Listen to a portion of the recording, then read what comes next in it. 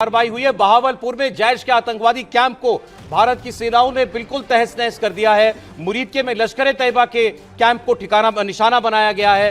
वो और तस्वीरें आप इस वक्त देख रहे थे। जबरदस्त नुकसान होता हुआ इन टेरर कैंप्स को साफ तस्वीरों में भी दिखाई दे रहा है। और ये जब ये बम गिर रहे थे, बम या मिसाइल, उस वक्त की तस्वीरें आप देख रहे हैं। तेज धमाके होते हुए जो हैं वो दिखाई दे रहे हैं। लेकिन एक चीज, पाकिस्तान का मीडिया इस वक्त देखिए प्रोपेगेंडा पर और गलत चीजों को दिखाने पर आमादा है। वो पुरानी तस्वीरें दिखा करके ये कह रहे हैं कि कोई भारत के जहाज गिरा दिए गए। ये बिल्कुल झूठी खबर है। मैं इंडियन व्यूअर्स से कह रहा हूं कि आप किसी सोशल मीडिया की खबर पर इस वक्त यकीन ना करें। बहुत सारे फॉल्स मैसेजेस इस वक्त जो हैं वो चल रहे हैं और पाकिस्तानी मीडिया खास तौर पर पुरानी तस्वीरें दिखाकर ये क्लेम करने की कोशिश कर रहा है कि कोई कार्रवाई उसकी तरफ से भारतीय एयरफोर्स के खिलाफ की गई है। इस वक्त जम्मू कश्मीर से क्या क्या अपडेट है, हमारे साथ मंजूर मीर जुड़ रहे हैं इस वक्त। मंजूर बताएं।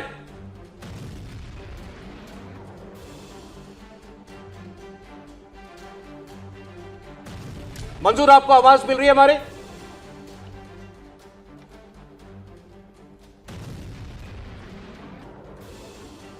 क्या वहां अपडेट मिल रहा है मंजूर आपको? एलओसी पर पाकिस्तान की तरफ से गोलाबारी हो रही है किन किन इलाकों में, और कोई खबर?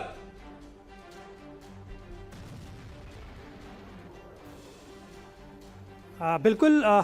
जैसे ही ये हमले की खबर सामने आई उसके बाद 740 किलोमीटर जो लंबी नियंत्रण रेखा है उसके कहीं इलाकों में जो है पाकिस्तान की तरफ से लगातार सीज फायर वायलेशन की गई है, जिसका मुस्तैदी के साथ जो है जवाब दिया जा रहा है। इनमें खासकर केरन है, नीलम वैली है, लीपा वैली है, टंगडार सेक्टर है, जहां पर पाकिस्तान जो है लगातार मोटर शेल्स का इस्तेमाल कर रहा है। हालांकि पूरे जम्मू कश्मीर में जो है अलर्ट का ऐलान कर दिया गया है। हमले से पहले जो है पूरे इस श्रीनगर शहर में जो है जेट की तरफ से जो है एक जेट की आवाज़ें सुनाई दी गई, जिससे लोगों को लगा कि जो आज मॉक ड्रिल होने वाली है शायद उस सिलसिले में जो है ये जेट जो है आसमान में देखे जा रहे हैं। लेकिन उसके तुरंत बाद ये खबर आई कि पाकिस्तान ने जो है पीओके में ये स्ट्राइक की है और 9 ठिकानों को जो है पूरी तरह से नष्ट कर दिया गया है। तो उसके बाद जो है पूरे जम्मू कश्मीर में जो है अलर्ट किया गया है और सभी जवान जो है वो सीमाओं पर अलर्ट है। पाकिस्तान की तरफ से सीज फायर वायलेशन की गई है, जिसका जवाब जो है पूरी मुस्तैदी के साथ दिया जा रहा है। श्रीनगर की बात करें तो श्रीनगर में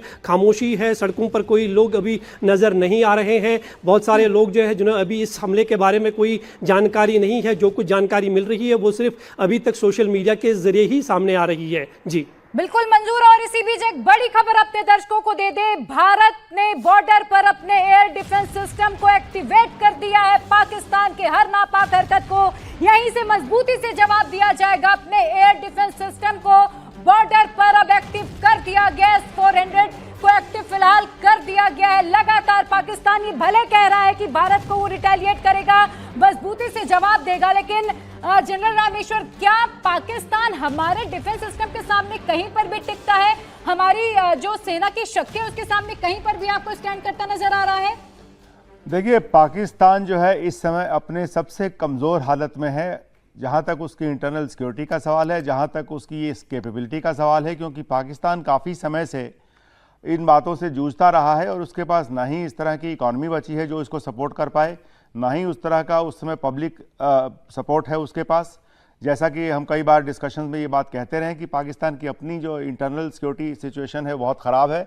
और इसीलिए जो हमें समझ में आ रहा है वो यही है कि पाकिस्तान पूरी इस सिचुएशन को जितना अंडर प्ले कर सकता है अंडर प्ले करेगा, कम से कम इन्फॉर्मेशन अपन पब्लिक को बताएगा, क्योंकि पाकिस्तान के पास ये दम ही नहीं है कि वो मजबूती से रिस्पॉन्ड कर सके। और अगर वो कोशिश भी करता है ऐसी, तो हमारे पास इतना दमखम है अपने एयर डिफेंस सिस्टम्स के अलावा। जहाँ तक मेरा मानना है कि जब हमारा एयर अटैक उन पे गया उस समय हमारे श्रीनगर के ऊपर, पंजाब और ये जितने भी अपने बॉर्डर एरियाज़ हैं उसके ऊपर कॉम्बैट एयर पेट्रोल जरूर एक्टिव हुआ होगा।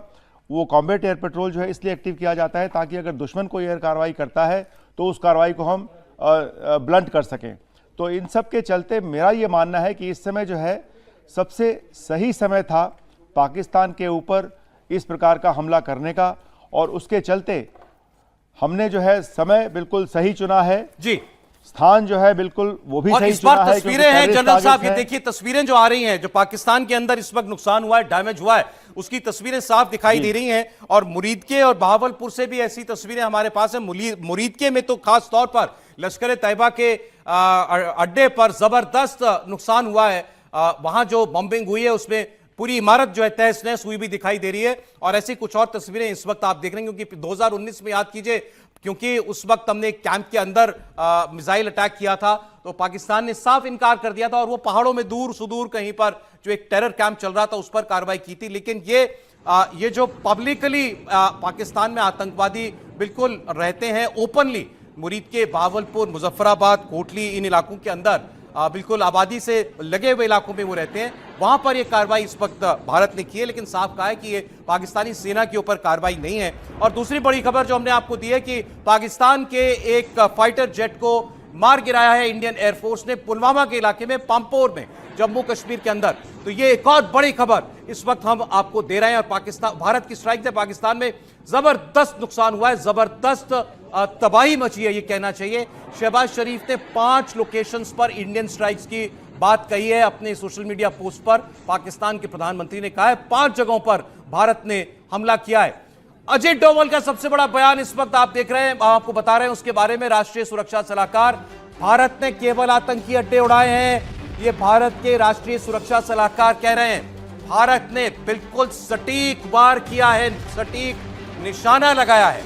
और अजीत डोभाल ने कहा है कि केवल टेरर कैंप्स पर कार्रवाई की है। देवेंद्र जी हाँ, बिल्कुल सौरभ, और पहले से क्योंकि भारत इस बात को कह रहा था कि आतंकवाद के खिलाफ हमें जवाबी कार्रवाई करनी है। एनएसए अजीत डोभाल ने एक बार फिर से उसी बात को बताया कि हमारा जो 9 टारगेट था वो टेरर कैंप थे और उस पर हमें अटैक करना था, हमने किया है।